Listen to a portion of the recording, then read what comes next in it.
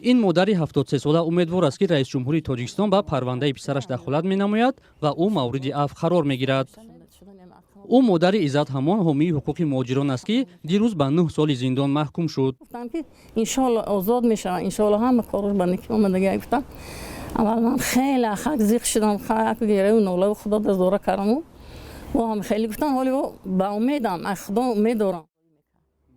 ӯ аз ҷузъиёти парвандаи писараш огоҳии зиёд надорад. Фарзандонаш аз тарси бемории фишори баланди хун то охирин лаҳза аз маҳбас шудани Иззат Амон ва қарздории писараш ба ӯ хабар надоданд. бисёр ҳамаш дурӯғай аст бата. Дурӯғай. хеле одами ҳақхӯр, хеле одами Қуръон мехона.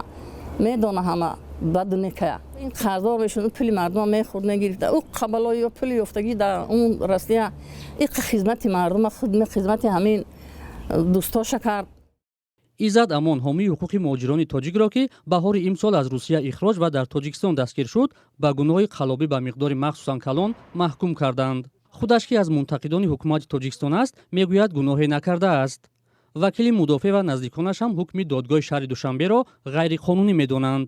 масъулони додгоҳи шаҳри Душанбе то ҳол нагуфтанд ки чаро бо вуҷуди ҷуброни маблағи даъвогарон қонуни афв нисбат ба Иззат Амон татбиқ нагардид. бар асоси қисми 4 моддаи 247 кодекси ҷиноии Тоҷикистон ки Иззат Амон бар асоси он муҳокима шуд, ӯро метавонистанд афв кунанд, коре ки нашуд ва суоли зиёдеро дар бораи парвандаи қалобӣ барангехт.